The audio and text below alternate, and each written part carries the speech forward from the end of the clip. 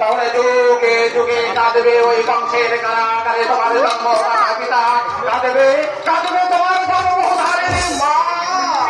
তুমি তুমি যদি তাকে শাস্তি না দাও তাহলে এই জগৎ থেকে ধর্ম বিলীন হয়ে যাবে।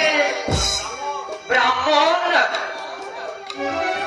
তুমি তুমি যুগে যুগে অবতীর্ণ হয়ে সেই যে পাপীদের অত্যাচারের সীমা লঙ্ঘন করেছিল, তুমি তাদেরকে বিচার করেছো। তুমি যদি বিচার না করো তাহলে ধর্ম বিলীন হয়ে যাবে এই জগৎ থেকে।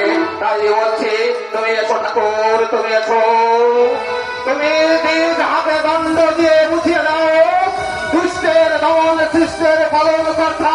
তুমি জগৎ পূজ্য নারায়ণ, জগৎ পূজ্য নারায়ণ। জাগো কৃষ্ণ, জাগো নারায়ণ, তুমি জাগো। আর তোমাকে নিষ্ফল হয়ে থাকতে চলবে না। কর্তব্যের আহ্বানে সারা দিতে তোমাকে যেতে হবে মথুরা। কৃষ্ণ, আমি মথুরায় তোমাকে যেতে দেবো না। পিতা, হ্যাঁ, আমি তোদের পিতা।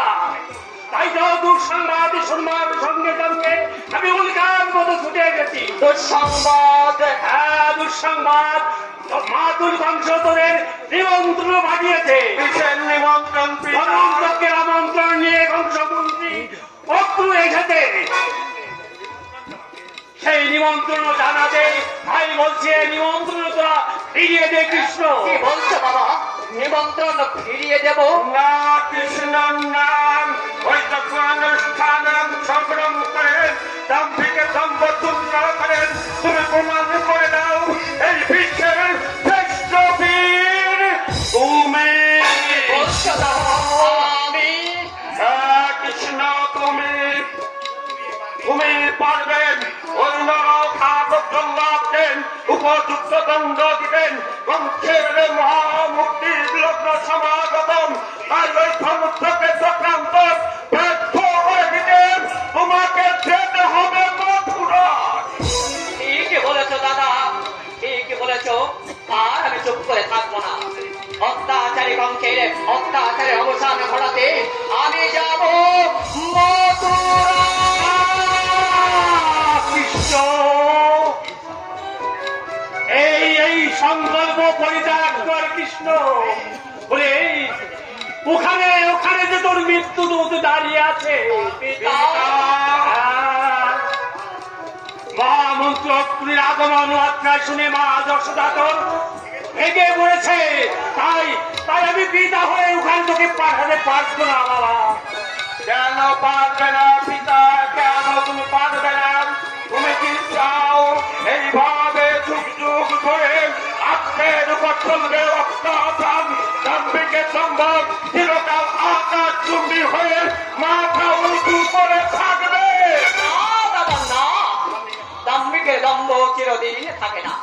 জলোচ্ছ্বাসের মতো ক্ষণিকের জন্য ভয়ঙ্কর রূপ ধারণ করলেও পতন তার অনিবার্য। যুগ যুগ ধরে চির শাশ্বত ধর্ম মাথা উঁচু করে দাঁড়িয়ে রয়েছে জগৎ সংসারে। সেই ধর্মকে পদাদলিত করতে অধর্ম এসেছে বারবার এই সংসার মাঝে। প্রত্যেকবারেই তাকে পরাজিত হতে হয়েছে ধর্মের পদতলে। তাই বলছি এই শুভযাত্রায় আমাকে বাধা দিও না। হরে কৃষ্ণ, মন্দির আমার মানছে না। ওই তোকে হত্যা করবার জন্য বংশ কতভাবে চেষ্টা করেছে। আমি বলছি এই যজ্ঞের পিছনে কোন রহস্য লুকিয়ে আছে।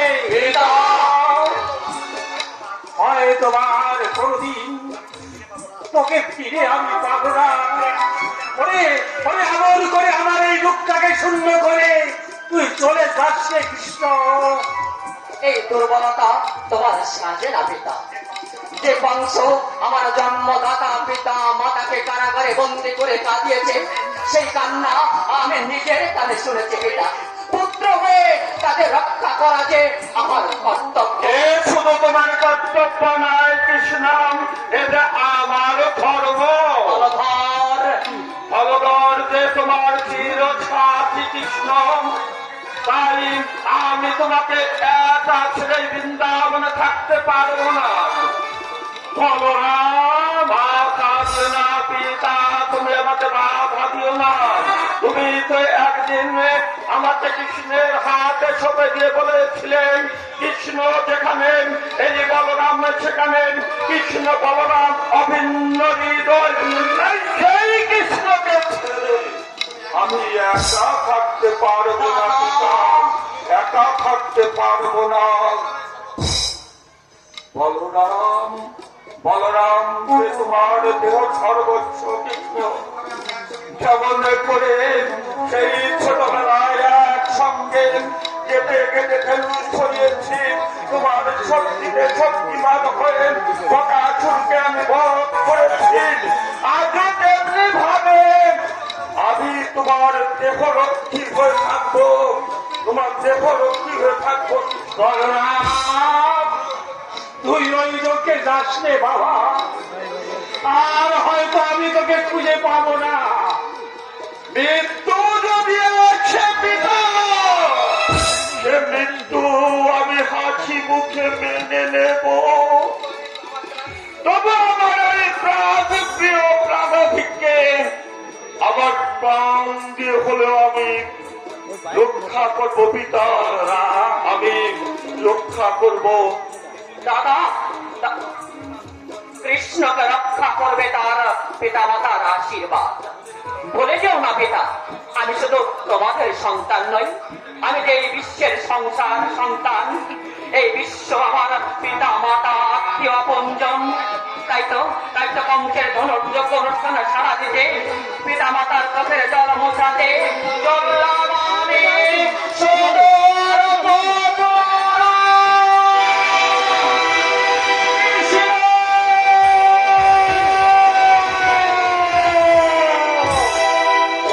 আসলে বাবা,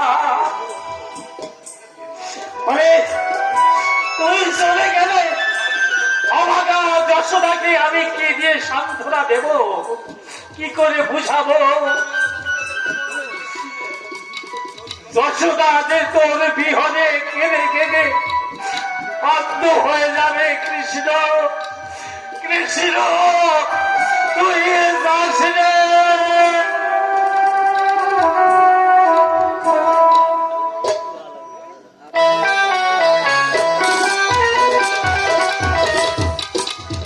হ্যালো,